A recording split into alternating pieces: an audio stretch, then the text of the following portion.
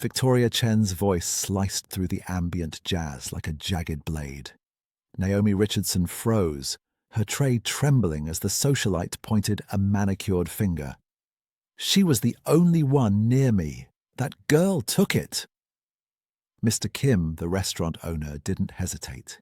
He saw Naomi's dark skin against the white linen and made a lightning-fast calculation. "You!" he hissed, his face contorted. "I knew hiring you was a mistake. You're fired. Get her out." Humiliation burned hotter than the kitchen ovens as security dragged Naomi toward the exit. In the corner booth, Kang Min-jun watched through the amber haze of his scotch. He saw the genuine, soul-crushing terror in Naomi's eyes, the kind only the innocent possess. His jaw tightened. Thank you for watching, my loves. If you believe justice should be served, hit that subscribe button. Tell me in the comments, would you have stopped to help? Let's see where you're watching from.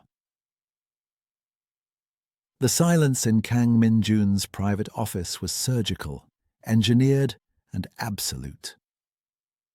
High above the frantic pulse of Koreatown, the only sound was the rhythmic clinking of a single ice cube against the crystal rim of his glass. Outside, the rain bled neon across the floor-to-ceiling windows, casting streaks of electric blue and poison green across his face. He didn't look like a man who had just witnessed a petty theft. He looked like a god weighing the worth of a soul.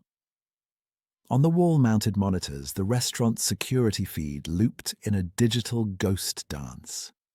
Min-jun leaned forward, the scent of expensive wood smoke and high-end scotch clinging to his Tom Ford suit. He scrolled back the timestamp, his eyes narrowing as he watched the grainy, black-and-white version of Victoria Chen. In the dining room, she was a portrait of socialite, elegance. But here in the shadows near the restroom corridor, she was a predator. He watched her enter the bathroom, her wrist adorned with the glinting $50,000 diamond bracelet. When she emerged 3 minutes later, her wrist was bare. She walked with a calculated purpose, her eyes scanning the floor until she spotted her target, Naomi. Min-jun paused the frame. Naomi was clearing a table, her movements weary but dignified, her natural hair pulled back in a neat, professional bun. She looked like a woman who carried the weight of 1,000 storms on her shoulders, but refused to let her back bow. He hit play. The collision was subtle, a practiced accident. Victoria stumbled into Naomi, her hand dipping with the sleight of hand of a street alley magician into the pocket of Naomi's white apron. It was over in a heartbeat. The frame job was perfect, relying entirely on the ugly, predictable architecture of prejudice. Victoria knew Mr. Kim wouldn't look at the tapes. She knew the world would see a black waitress and a missing diamond and find the math too simple to question.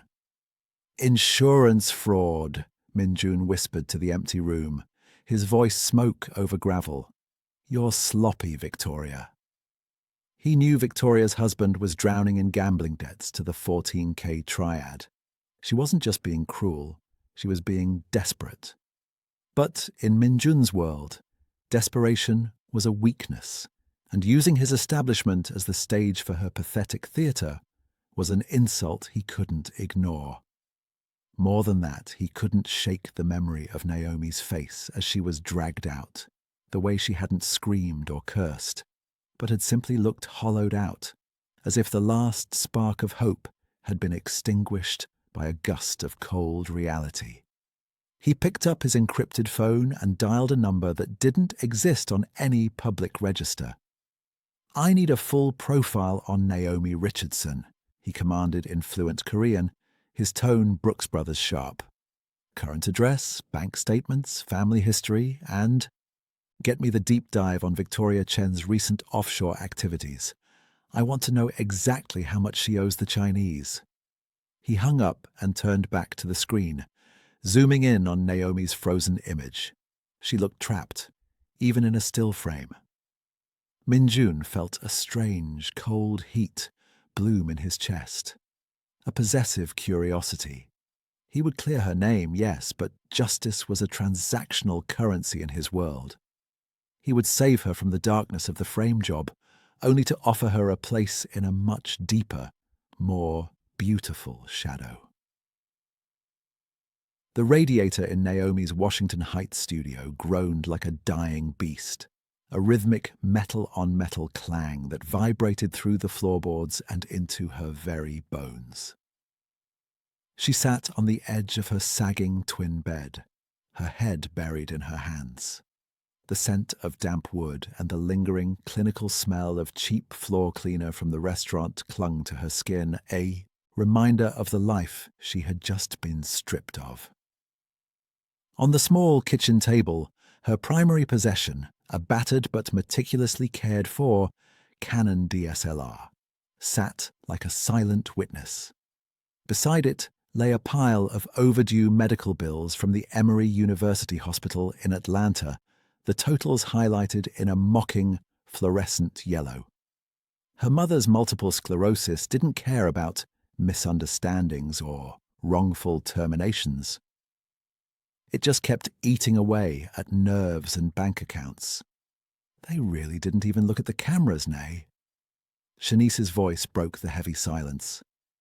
Her roommate stood in the narrow doorway, still in her nursing scrubs, her face a mask of weary fury. Naomi looked up, her eyes rimmed with red. Mr. Kim didn't need to. Victoria Chen said I took it and that was enough. To them, I was just a liability that finally proved their suspicions right. I saw it in his eyes, Shanice. It wasn't just anger, it was satisfaction. Like he'd finally caught the predator he'd been forced to hire. That's some grade A, concentrated bulls, Shanice hissed, crossing her arms. We're going back there. We're going to demand a police report. If that woman wants to claim a $50,000 theft, she needs to sign a statement. Let's see how fast she folds when the law actually gets involved. Naomi shook her head slowly, a single tear tracing a path through the dust on her cheek. You know how that goes. The law doesn't get involved to help me. They get involved to cuff me. Victoria Chen has a husband with a hedge fund and a lawyer on speed dial. I have a camera I can't afford to insure and a mother who needs her next infusion by Friday. If I fight this, I'm just a troublemaker, on top of being a thief. She reached for her camera, her fingers tracing the grip. She remembered the man in the corner booth, the one with the eyes like polished obsidian. He had watched the whole thing with a terrifying, silent intensity. While everyone else was shouting or whispering, he had been a vacuum of stillness. For a split second, as she was being hauled away, their eyes had met. He hadn't looked at her with pity or disgust. He had looked at her like a puzzle he was already solving. I'm packing, Shanice, Naomi whispered, her voice cracking. I can't stay here. My credit is shot, my reputation in Koreatown is burned, and I'm out of time. I'll sell the Canon, get a bus ticket back to Atlanta, and I don't know. Maybe I can work the night shift at a warehouse, somewhere no one knows my name. You are not selling that camera, Shanice snapped, her voice thick with emotion. That's your soul, Naomi. You sell that, and Victoria Chen wins everything. Naomi didn't answer. She pulled a cardboard box from under the bed and began to wrap her lenses in old T-shirts. The silence returned, thicker than before, heavy with the weight of a dream being quietly suffocated. She didn't know that miles away, in a room that cost more than her entire neighborhood, a man was watching her life on a loop, deciding that she was far too valuable to be discarded. The knock at the door wasn't the frantic pounding of a debt collector or the heavy-handed thud of the NYPD.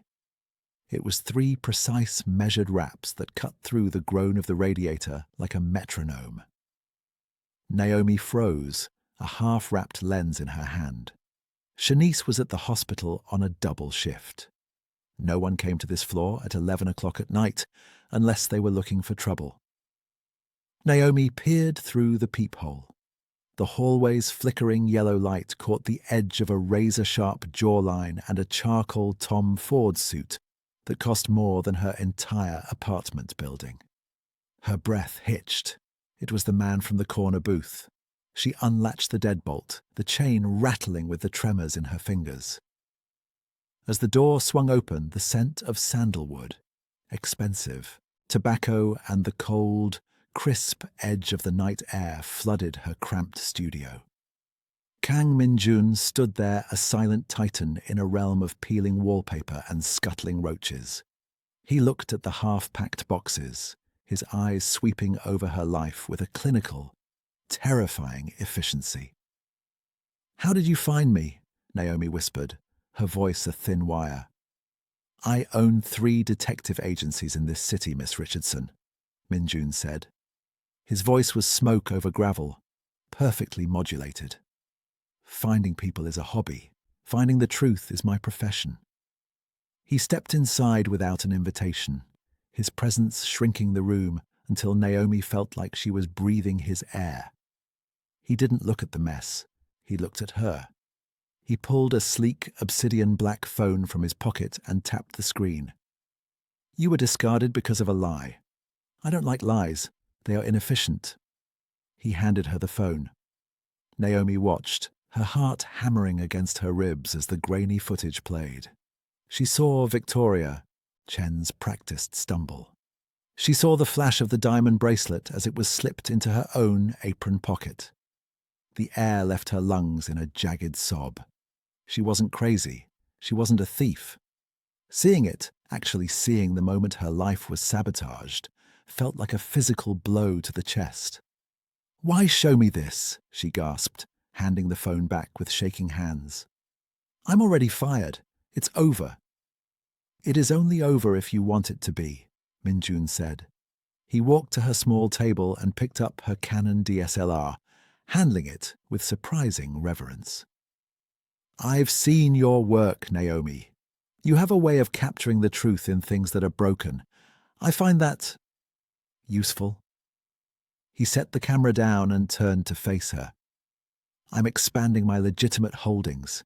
I need a personal photographer to document my acquisitions, my galas, my public image. I'm offering you the position, $5,000 a week, plus expenses." Naomi's head spun. 5,000? That's not a salary. That's a bribe. What do you really want? "I want your eye," he said, stepping closer until she could see the flecks of gold in his dark irises. "And I want your loyalty. In my world, those are the 2 most expensive things a person can own." He reached into his coat and pulled out a thick, cream-colored envelope. He dropped it on the bed. "There is 10,000 inside, an advance. I believe your mother in Atlanta has a medical bill due on Friday. Consider it paid." Naomi looked at the envelope, then at the man who seemed to know her deepest shames and highest stakes. The room felt colder, the shadows longer. She felt the heavy, invisible tether of a debt forming, a golden leash being slipped around her neck. "I accept," she whispered, the words feeling like a betrayal and a prayer all at once. "Would you have taken the offer? Hit like if you think you'd be strong enough to walk away." The $10,000 sat on her lumpy mattress like an alien artifact, its presence so heavy it seemed to warp the space around it. Naomi stared at the cream-colored envelope for hours after the door had clicked shut. She didn't sleep. She spent the night watching the security footage Min-jun had left on her phone, playing the moment of her destruction over and over until the sun began to bleed a pale, bruised violet over the Harlem River. "Nay, you're not seriously going to do this," Shanice said the next morning, her voice sharp with nurse practitioner pragmatism. She was leaning against the kitchenette counter, staring at the stack of hundreds Naomi had spread out. Men like that don't just detective their way into people's lives for a photography gig. This is a setup, girl. It's a different kind of frame. Korean men in $1,000 suits don't help black women out of the goodness of their hearts. He paid Mama's bills, Shanice, Naomi whispered, her thumb tracing the crisp edge of a bill. He cleared her account before he even walked through my door. How do I say no to that? How do I go back to Atlanta empty-handed because I was too proud to take a job? It's not a job, it's an anchor, Shanice countered, but her shoulders slumped. She knew the crushing weight of the medical bills as well as Naomi did. 3 hours later, a black town car with windows so dark they were mirrors was waiting at the curb. Naomi carried her Canon DSLR like a shield. She was driven to a glass and steel monolith in Midtown, the Kang building. It wasn't the dark, smoke-filled basement she'd imagined. It was a cathedral of commerce. The lobby was all white marble and hushed whispers, the air tasting of filtered ozone and expensive floral arrangements. She was met at the elevators by a man who looked like he'd been carved from a block of Yale law degrees. James Park adjusted his glasses, his eyes taking in her worn jeans and vintage camera bag, with a flicker of something Naomi couldn't quite read. Curiosity? Warning? "Mr. Kang is expecting you on the 52nd floor," James said, his English as polished as his shoes. "I'm James Park, the organization's legal counsel. I'll be handling your contract, Miss Richardson. Though, frankly, contract is a generous term for what Min-jun has drafted for you. It's more of an exclusive arrangement." "Is he a criminal?" Naomi asked, the bluntness of the question startling them both. James smiled, a thin, professional line that didn't reach his eyes. "In New York, the line between a tycoon and a criminal is mostly a matter of who owns the better PR firm. Min-jun owns the best." When she entered Min-jun's office, the atmosphere shifted. The light was dimmer here, the walls lined with traditional Korean ink wash paintings that felt like they were watching her. Min-jun was at his desk, his sleeves rolled up, to reveal the tail of a black ink dragon tattoo peeking from beneath his silk shirt. He didn't look up immediately. He was signing papers with a lethal, rhythmic grace. "Your first assignment," he said, finally raising his obsidian eyes. "I am acquiring a series of properties in the Lower East Side. Dilapidated buildings. I want you to photograph them exactly as they are. Broken, neglected, forgotten. I want the record of what they were before I make them mine." Naomi raised her camera, the familiar weight grounding her. As she looked through the viewfinder, she didn't see a businessman. She saw a predator marking his territory, and she was the one recording the kill. The Lower East Side tenements were skeletons of a forgotten era, their red bricks stained with a century of soot and their fire escapes clinging to the facades like rusted iron webs. Naomi moved through the hollowed-out hallways of the first building, her footsteps echoing against the linoleum. This was her element, the play of light through cracked window panes, the peeling wallpaper that looked like topographical maps of lost empires. She was capturing the before, but as she looked through her viewfinder, she felt like a coroner documenting a body. "Find the soul of the decay, Miss Richardson," Min-jun had told her. But as she descended into the basement of the third property, she found something else entirely. The air grew heavy with the smell of damp earth and something metallic, sharp and cold.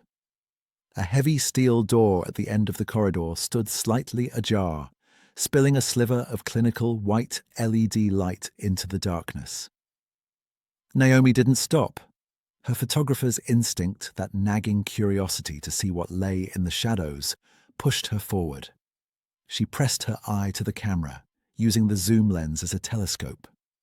Inside, the space had been gutted and transformed into a high-tech hub. Servers hummed.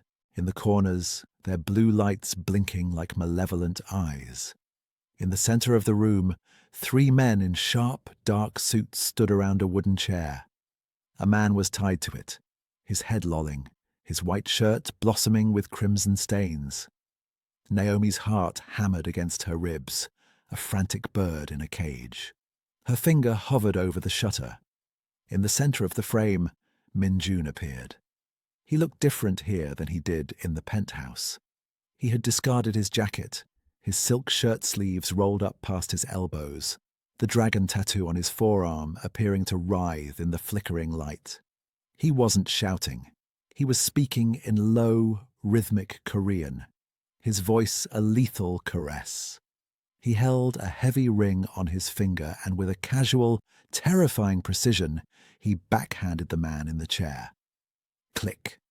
The sound of the shutter felt as loud as a gunshot in the stagnant air.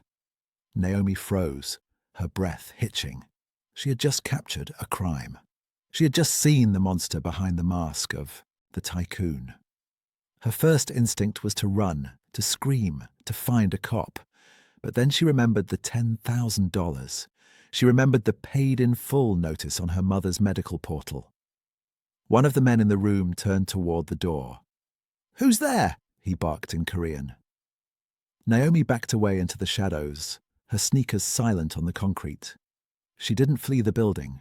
She retreated to the upper floors, her hands trembling so violently she almost dropped the cannon.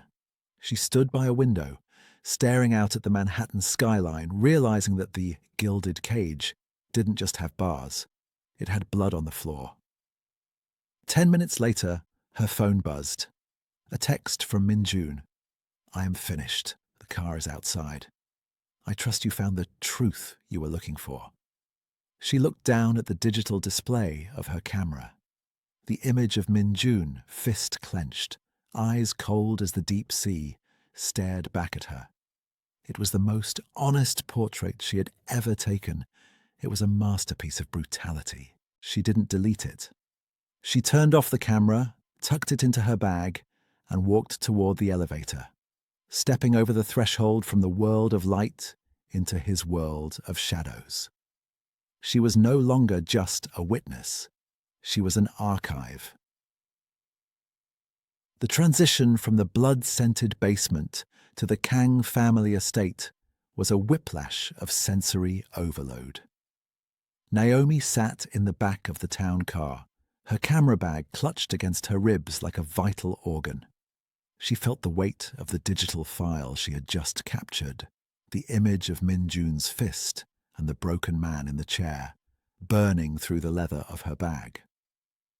When the car pulled through the wrought-iron gates of a secluded estate in Old Westbury, the city's grime felt like a distant memory. The house was a masterpiece of modern architecture fused with traditional Korean elements. Low-slung roofs, dark wood beams, and a rock garden where the raked sand looked like frozen waves. "Change," Min-jun said, his voice startling her. He handed her a garment bag. "My grandmother expects a certain level of decorum for dinner. You are my guest tonight, not just my photographer." The dress inside was silk, the color of a midnight bruise. As Naomi stood before the floor-to-ceiling mirror in the guest suite, she barely recognized herself. The silk hugged her curves, the deep purple contrasting sharply with her dark skin. She left her hair in its tight professional bun, but she felt exposed.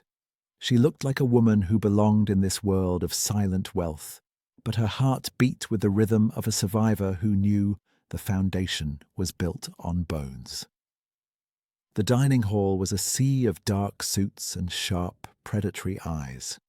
This was the Kangpa inner circle, the men who moved the money and held the blades. As Naomi entered beside Min-jun, the room didn't fall silent. It grew heavy with a different kind of sound, the low, rhythmic hum of whispered judgment. She was the only black woman in the room, a vibrant, visible outsider in a homogeneous fortress. At the head of the table sat a woman who looked like she was carved from ancient ivory. Mrs. Kang, Min-jun's grandmother, didn't look up as they approached. Her traditional handbook was impeccable, her silver hair pinned back with a jade hairpin. "Sit," Min-jun commanded softly, pulling out a chair for Naomi directly to his right, a position of immense honor and even greater danger. The dinner was a calculated choreography of respect and power. Plates of galbi, japchae, and small dishes of banchan were laid out with surgical precision. Across the table, the men spoke in rapid-fire Korean, their eyes occasionally darting to Naomi with a mixture of curiosity and thinly veiled disgust. She understood the subtext even without the translation. Why is the kingpin bringing a foreign waitress to the family table? Mrs. Kang finally raised her eyes. They were as cold and sharp as the winter sea.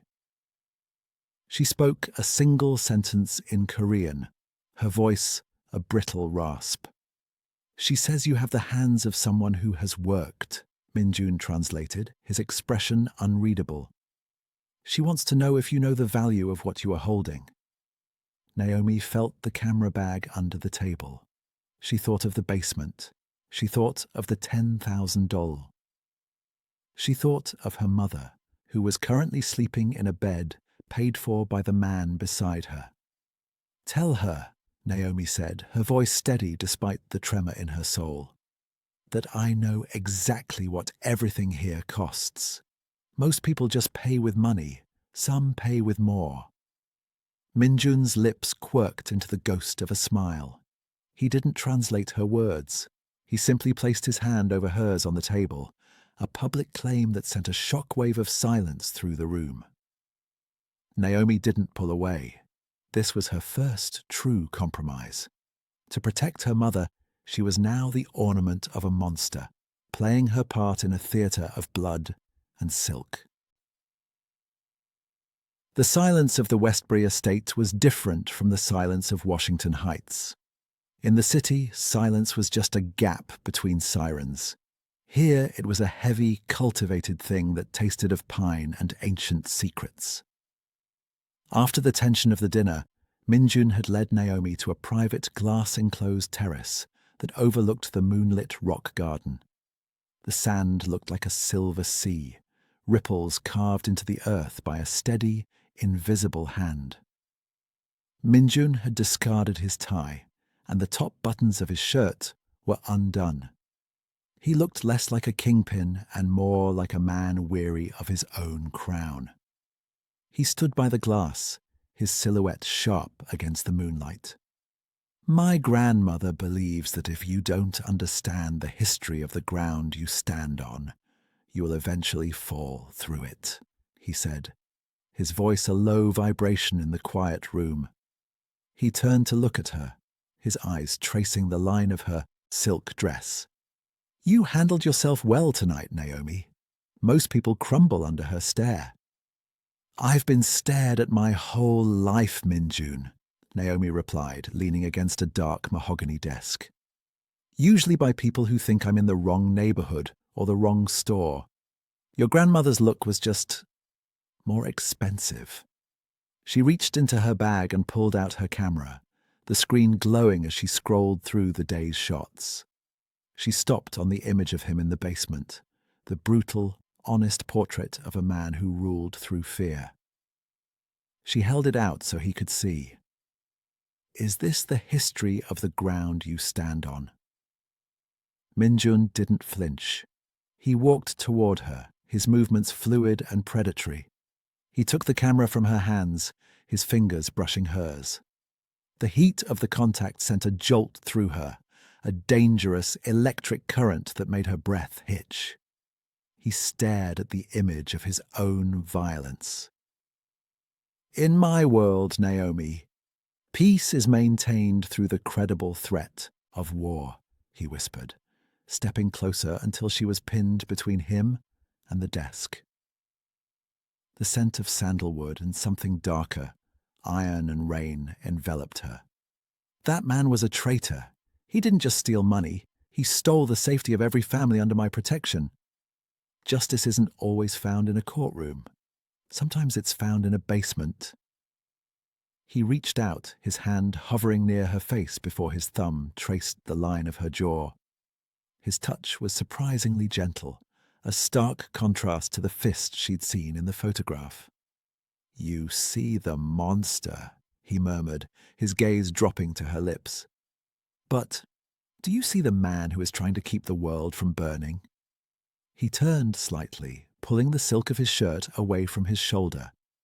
There, marring the perfection of his skin, was a jagged, silvery scar, the remnant of a blade or a bullet. It was a map of a life spent in the trenches of a shadow war. Naomi reached out, her fingers trembling as she touched the cold, raised tissue. She felt the vulnerability beneath the power, the human cost of being untouchable. For a moment, the crime boss vanished, and there was only a man who had survived 1,000 deaths. His hand came up, covering hers where it rested on his scar, pressing her palm against his heart. It beat steady and strong, a drum in the dark. "You're a dangerous man, Min-jun," she whispered. "And you," he replied, leaning in until their foreheads touched, "are the only honest thing I have left to lose."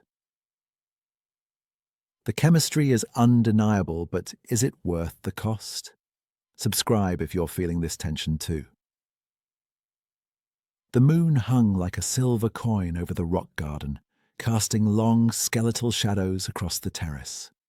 Naomi felt the rough texture of the scar on Min-jun's shoulder and the frantic, syncopated pace of her own pulse. She knew she should pull away. The digital file in her bag, the one of him striking a man in the basement, was a warning written in blood and pixels. But here, in the quiet, his hand was a warm, heavy anchor against the rising tide of her fear. "I am not a good man, Naomi," he said, his voice a low rumble that vibrated through her chest. "I have spent my life building a fortress out of shadows, so that my family wouldn't have to live in them. But shadows change a person. They seep into your skin. They make you forget the feel of the sun." "And what am I?" she whispered, her breath hitching as he tilted her chin up. "The sun? Or just another shadow you're trying to manage?" "You are the witness," he replied. He pulled back just enough to look into her eyes. The obsidian coldness was gone, replaced by a raw, hungry clarity that was far more dangerous. "In my world, everyone sees the boss. Everyone sees the power or the threat. You are the first person in a decade who saw the man behind the dragon and didn't look away in terror. You stayed." "I stayed because I had nowhere else to go," she admitted, the honesty tasting like ash on her tongue. "I stayed because you bought my mother's life. I'm just another asset on your balance sheet, Min-jun. We both know how this works." He didn't argue. He didn't offer a platitude. Instead, he leaned down, his lips brushing the shell of her ear, sending a shiver down her spine that had nothing to do with the night air. "Then let me show you what it means to be my most precious asset." The kiss was a collision of worlds, a desperate, forbidden fusion of her light and his darkness. It tasted of expensive scotch and the incoming rain, of a hunger that had been suppressed for far too long. Naomi's hands, usually so steady when framing a shot, gripped the lapels of his silk shirt as if she were drowning. She felt the silk of her midnight purple dress bunching under his touch, his fingers possessive and demanding. For a heartbeat, the debt, the humiliation at the restaurant, and the brutality of the basement vanished. There was only the heat of him, the terrifying comfort of being protected by a monster. But the peace of the Kang estate was an illusion. A sharp, rhythmic vibration from the mahogany desk broke the spell. Min-jun pulled back, his eyes dark with a desire that was instantly eclipsed by the return of the kingpin. He picked up his phone, the blue light casting a ghostly, clinical mask over his features. "Park," he said, his voice turning into smoke over gravel once more. He listened for a long moment, his jaw tightening until a muscle jumped in his cheek. "Missing? How? I had 2 men on the perimeter." He hung up and looked at Naomi. The intimacy was gone, replaced by a surgical coldness that made the terrace feel 10 degrees colder. "Victoria Chen has disappeared," he said, his eyes scanning the dark garden as if expecting an attack. "The 14K triad moved her before my men could. Close the net. She's no longer just a socialite with a gambling problem, Naomi. She's a liability in their hands. And because I stood by you in public, they know exactly where my heart is vulnerable." The gilded cage had just become a war zone. The drive back to Manhattan was a funeral procession of one. The interior of the armored Maybach was a vacuum of sound, the only light coming from the passing street lamps that strobed across Min-jun's face like a flickering noir film. He was no longer the man who had whispered against Naomi's skin on the terrace. He was a general presiding over a losing front. His phone was a persistent, glowing insect in his hand, delivering reports of triad movements across the boroughs. "You're going to my penthouse," Min-jun said, his voice a flat, metallic rasp. "The Westbury estate is too spread out to defend against a concentrated hit. In the city, I own the E-Auka, vertical. I can control who breathes on my floor." Naomi huddled against the door, her silk dress feeling like a cold, wet shroud. "Is this because of me? Because of the restaurant?" "It was always going to happen, Naomi. Victoria Chen was the match, but the triad has been looking for a reason to burn my territory for months. They just found a way to make it personal." He reached over, his hand gripping her thigh, not in a gesture of affection, but as if he were tethering her to the seat. "Don't look out the window. Don't look at anything but me."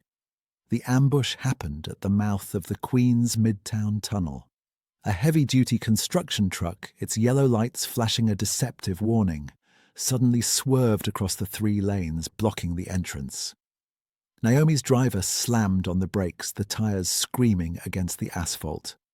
Before the car had even stopped, a black SUV roared up behind them, boxing them in. "Get down!" Min-jun roared. He didn't wait for her to move. He lunged across the seat, his massive frame pinning her to the floorboards. The first bullet struck the reinforced glass with the sound of a sledgehammer hitting an anvil. It didn't shatter, but a white, spider-webbed crater appeared inches from where Naomi's head had been. Then came the rhythm of automatic fire, a staccato, deafening rain of lead that turned the luxury car into a drum. Min-jun reached into the hidden compartment beneath the armrest and pulled out a sleek, matte black handgun. He looked at Naomi, his eyes twin voids of lethal intent. "Stay under me. Do not move until I tell you." He kicked the door open, using it as a shield. The world outside became a cacophony of violence. Naomi, pressed into the plush carpet, smelled the acrid scent of cordite and the metallic tang of blood.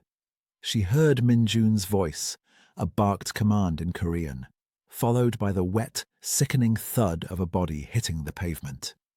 Through the gap between the door and the frame, she saw a flash of a red dragon tattoo on a masked man's neck. A triad soldier. He was lunging with a machete, his eyes wild with the promise of a promotion. Min-jun didn't flinch. He caught the man's wrist, the bone snapping with a sound like a dry branch, and fired twice into his chest.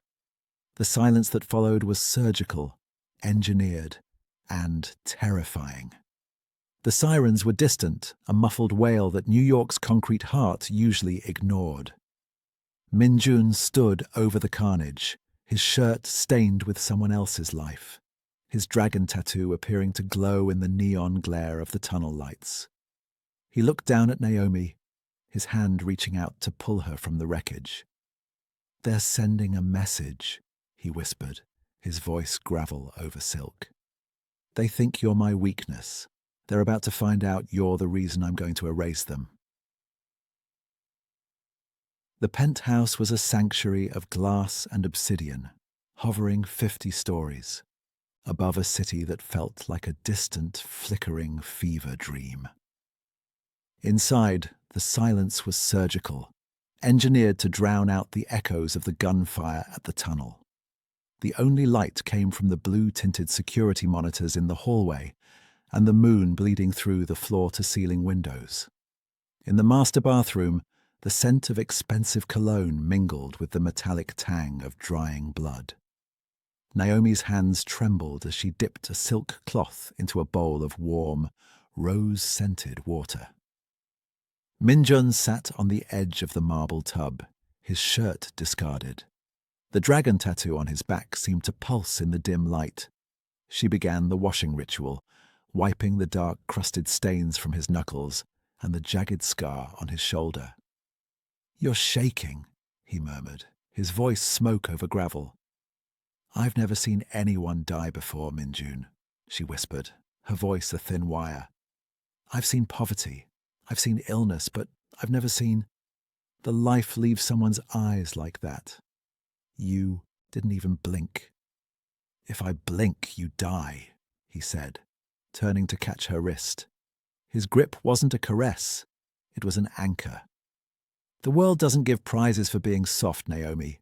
It only gives graves." The moment of dark intimacy was shattered by a sharp, persistent vibration. It wasn't Min-jun's phone. It was Naomi's, abandoned on the vanity. A FaceTime request from Shanice. Naomi answered, expecting her friend's usual blunt humor. Instead, the screen showed a dark, industrial space. Shanice was strapped to a chair, her mouth taped shut, her eyes wide with a terror that made Naomi's blood turn to ice. A hand entered the frame, pale with a $50,000 diamond bracelet glinting on the wrist. Victoria Chen's face appeared, her socialite mask replaced by a hollow, manic grin. "He's not your savior, Naomi," Victoria hissed, her voice distorted by the speaker. "You think he just happened to find that footage? Min-jun owns the restaurant's security system. He was watching the live feed in that corner booth while I put that bracelet in your pocket. He saw it happen. He watched Kim fire you. He watched you cry." Naomi's world tilted. She looked at Min-jun, whose expression remained as unreadable as a slab of black granite. "He waited until you were broken," Victoria continued, her laugh a jagged edge. "He waited until you were desperate enough to sell your soul for your mother's bills. He didn't save you from a frame job. He used it to buy you." Min-jun stood up, the silence in the room becoming heavy, predatory. He didn't deny it. He simply reached for the phone. "Victoria, if you touch her, there isn't a hole deep enough in this world for you to hide. Bring me the hard drive with the 14K laundering records, Min-jun, or I'll send you the before and after photos of your little waitress's friend. You have 1 hour." The screen went black. Naomi backed away, the silk cloth falling to the floor with a wet thud. The man before her wasn't just a monster. He was a master of the board, and she was just a pawn he'd allowed to be sacrificed to win the game. "Did you?" Naomi gasped, her voice breaking. "Did you see her do it and let it happen?" Min-jun looked at her, his obsidian eyes twin voids. "I saw an opportunity to bring the only honest thing I'd ever seen into my world. In my world, Naomi, we don't wait for gifts. We take them." The air in the penthouse had turned into a thick, suffocating ether. Naomi looked at the man she had allowed herself to touch, to kiss, to trust. Every tender word on the terrace now felt like a hook, designed to pull her deeper into his orbit. He hadn't just saved her, he had orchestrated her ruin to ensure he could play the hero. "You're a monster," she whispered, her voice trembling with a mixture of grief and fury. "I am the man who is going to get your friend back," Min-jun countered. His voice was cold, professional, the mask of the lover discarded for the armor of the kingpin. He didn't offer excuses. He moved to his safe, pulling out a heavy, encrypted hard drive and a second firearm. Victoria thinks she's negotiating. She doesn't understand that when you steal from a dragon, you don't ask for a ransom. You pray for a quick death. "I'm going with you," Naomi said, her hand reaching for her camera bag. Min-jun paused, his hand on the doorframe. "It will be a bloodbath, Naomi. You aren't ready to see what I have to do to bring her home." "I've already seen what you are," she snapped, her eyes blazing. "I'm not staying here in this gilded cage while Shanice pays for my mistakes. Or yours." The warehouse on the edge of the Hudson River was a cathedral of rust and shadow. The scent of salt and rotting wood hung heavy in the air. Min-jun's tactical team moved like ghosts through the fog, their movements silent and surgical.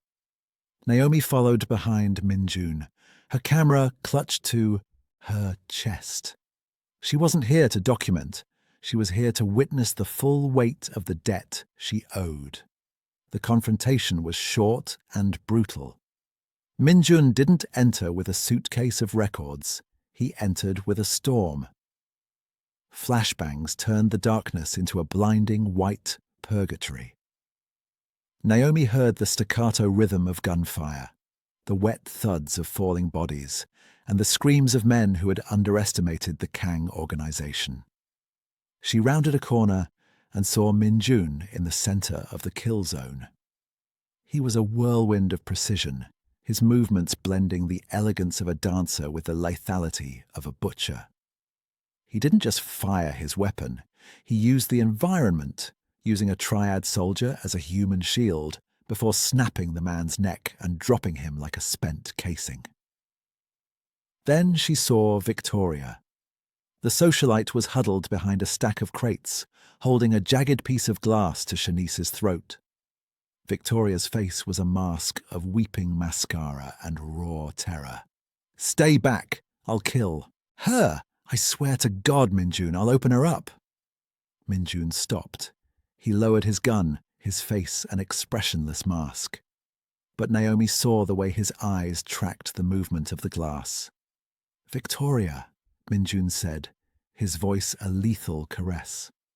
"You chose the wrong scapegoat. You thought she was a nobody because of the color of her skin and the apron on her waist. You didn't realize she was mine." In that split second, Naomi saw her opening. She didn't have a gun, but she had a flash. She raised her cannon, dialed the settings to the highest exposure, and triggered a rapid-fire burst. The blinding white strobes illuminated the warehouse like lightning. Victoria shrieked, her eyes involuntarily closing as the artificial sun scorched her retinas. Shanice, sensing the opening, drove her elbow into Victoria's ribs and rolled away. Min-jun didn't hesitate. He was across the floor in a heartbeat. He didn't fire. He grabbed Victoria by the throat, lifting her off her feet until her heels kicked uselessly against the air. The silence that followed was surgical, engineered, and final. He looked at Naomi over the gasping woman's shoulder. "She's alive," he said, nodding toward a sobbing Shanice. "But the price for this night is just beginning." He didn't kill Victoria then. He handed her to his men like a piece of trash. He walked to Naomi, his hands stained with the blood of the men he'd killed to reach her. He reached out, his thumb catching a stray tear on her cheek. "Now you know," he whispered. "This is the world you chose. There is no going back to the restaurant, Naomi. There is only the shadow and me." The cleanup was as surgical as the hit. Within 48 hours, Victoria Chen was found in a parked car in New Jersey. A suicide note detailing her insurance fraud and gambling debts resting on the dashboard. The rival syndicate was dismantled in a 3-day silent war that left the streets of Manhattan unusually quiet. Naomi watched it all from the 52nd floor, a prisoner of her own gratitude. The settlement check arrived a week later. $2 million from the restaurant's insurance and a personal apology from Mr. Kim. Naomi didn't need to ask who had negotiated the amount. It was blood money, filtered through a legal lens by James Park, but it meant her mother would never want for a single pill again. Her mother was moved into a luxury care facility in Connecticut, tucked away in a world of manicured lawns and silent nurses. "I can't look at you without seeing him, Naomi," Shanice said as she packed her last bag. The friendship that had survived the struggle of Washington Heights couldn't survive the luxury of the penthouse. "He didn't save us. He just moved us to a bigger cage. You're losing yourself." "I'm surviving, Shanice," Naomi replied, but her voice felt hollow. Her photography career didn't just take off, it ignited. Galleries that had ignored her for years were suddenly clamoring for her work. Shows were booked months in advance. She was the it girl of the New York art scene, but every time she saw a red "sold" sticker, she wondered if Min-jun's money had put it there. The ultimate test came in the form of a letter, a prestigious fellowship at the Musée d'Orsay in Paris, a legitimate career, a legitimate life, and a flight that left at midnight. At JFK, the terminal was a cathedral of transition. Naomi sat at Gate B3, her passport and the one-way ticket to Paris in her hand. Min-jun hadn't stopped her. He had simply kissed her forehead and told her, "Freedom is the only gift I haven't bought for you yet. Choose it if you can." She watched the plane board. She thought of her mother's voice, her sister's tuition, and the way Min-jun looked in the dark, a monster who had burned the world to keep her warm. She realized she didn't want the sun anymore. She had grown used to the shadows. She stood up, but she didn't walk toward the jet bridge. She walked toward the exit. 1 year later, the penthouse was filled with the scent of lilies and expensive film chemicals. Naomi stood before a massive canvas, her stomach rounded with the life growing inside her. She was no longer just the witness. She handled the organization's money laundering through art sales with a chilling, clinical efficiency. She was the kingpin's wife, protected and complicit, her innocence a small price to pay for the power she now wielded.